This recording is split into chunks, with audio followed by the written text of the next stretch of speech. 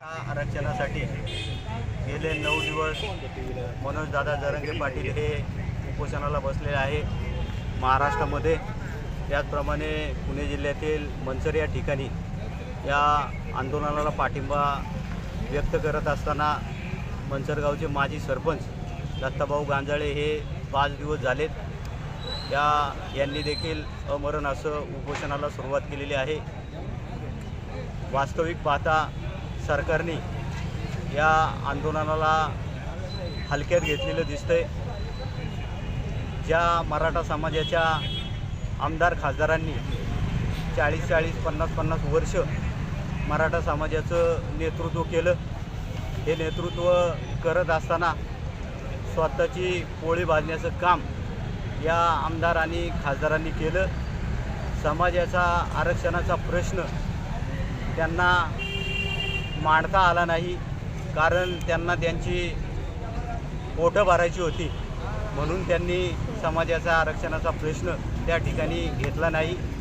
आता देखील आरक्षण अंतिम टप्प्यात येत असताना अनेक मराठा समाजाचे नेते या आरक्षणाविषयी वेगवेगळी वक्तव्य करू लागलेले आहेत आणि ही वक्तव्य करत असताना मराठा समाजाला अशी शंका येऊ लागली आहे की ही वक्तव्य बेताल वक्तव्य चालू असताना मराठा समाजाला असं वाटतं की खरंच मराठा समाजाची पैदाइश आहे का?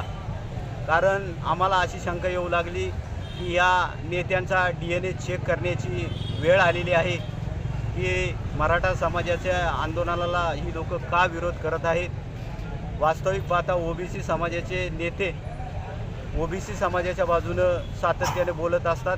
कोणत्याही मताचा विचार न करता ते त्यांच्या समाजाची योग्य अशी भूमिका मांडतात, परंतु मराठा समाजाचे भांडगुळ असलेले माजलेले पुढारी मराठा समाजाचा कोणताही विचार करत नाही। मराठा समाजाचं त्यांना काहीही घेणं देणं नाही।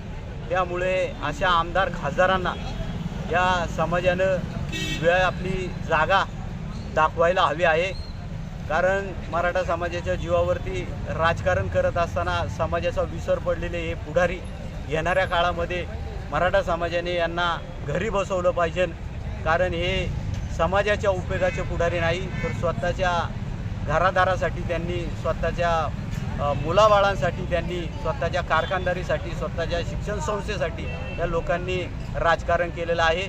मराठ्यांचा कोणताही विचार, मराठा समाजाचा कोणताही विचार या पुढाऱ्यांकडून केला जात नाही। अशा पुढाऱ्यांना येणाऱ्या काळामध्ये मराठा समाजातील माणसांनी धडा शिकवला पाहिजे।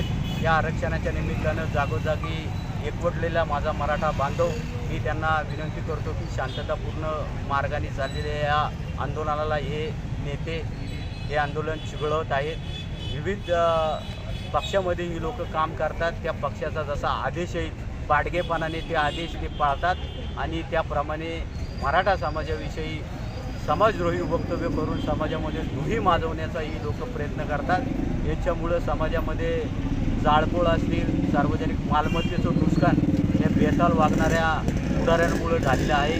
त्याच्यामुळं माझी मराठा समाज बांधवांना विनंती आहे की अशा या बोगस आणि बनावट पुढाऱ्यांपासून आपण सर्वांनी सावध राहिलं पाहिजे। शांततेच्या मार्गानं आपल्याला हे आंदोलन चालवलं गेलं पाहिजे का जेणेकरून गुजरातमधील पटेल समाज असेल, त्याचप्रमाणे इतर भागातील जो समाज होता त्यांना हे आंदोलन करत असताना त्यांनी हिंसक पद्धतीने आंदोलन केलं आणि ते आंदोलन बंद पडलं। असाच काही पुढाऱ्यांचा डाव दिसतो। त्याच्यामुळं माझी मराठा समाज बांधवांना विनंती आहे की अतिशय शांततामय मार्गाने आपल्याला या आरक्षणाला लढा लढायचा आहे। या आरक्षणासाठी आपण सर्वांनी आपला शांतताप्रिय असा सहभाग नोंदवा अशी सर्वांना विनंती करतो आणि सरकारला या निमित्तानं सांगतो की जर आपण मराठा समाजाला आरक्षण देणार नसेल आणि मराठा समाजातील नेते मनोजदादा जरांगे यांच्या जीवाशी आपण जर खेळणार असेल तर येणाऱ्या काळामध्ये आपल्याला याचे परिणाम निश्चित दिसतील।